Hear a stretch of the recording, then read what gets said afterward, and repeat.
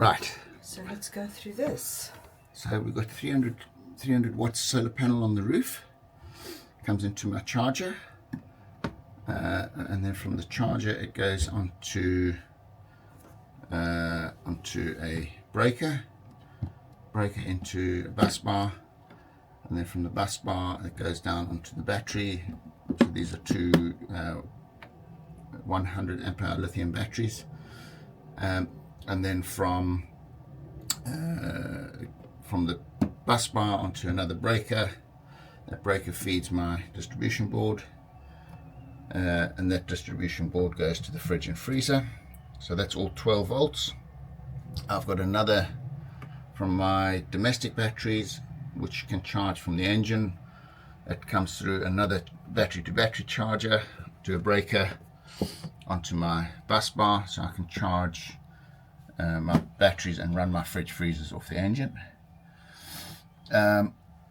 And then what we've got here is a 240 volt or 230 volts coming in. So this is the normal plug that goes into a switchover that automatically works out if I've got 240, 230 volts coming in. It prioritizes that, and then as soon as I lose the 230, 240 voltage, it flicks over to 12 volts. So this is my 12 volt plug running off this distribution board. It goes into this, my 240 goes into this, and then from here this is my output to the fridge or freezer. So that's automatic switchover, so that when we're on shore power I can just flick it over on my main distribution board onto 240 electric, and it automatically swaps over. So this fridge freezer runs off 240 or 12 volt, either or. And then I've got a backup system here which also comes off my main distribution board for 12 volts, that if anything went wrong I can take this plug out, put it into this one and run it off my main distribution board.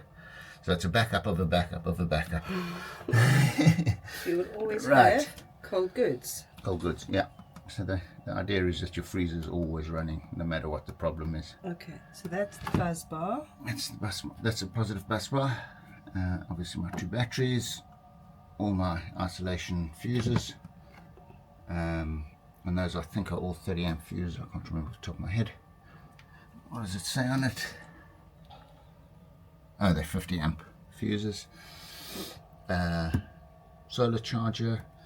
Down at the bottom there I've got a shunt, so I can see what's coming and going out of my batteries and keep that in control. Distribution board, fridge freezer, because we've also got the day fridge running off these batteries, so not only this fridge freezer here but the day fridge, and I've got a spare so I can run an ice maker when I find one. And then that's the 240 12 volt switchover. Okay.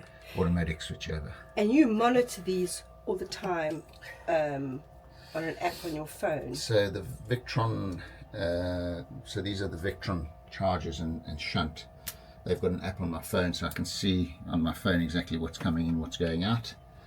So I can see what's coming in here, I can see what's coming in and out through the shunt, and I can see my other panels driving my domestic battery, and I can see my charger, battery to battery charger, all on the same Victron app. So it's just a click, look in, and you track it. You tend to watch a graph.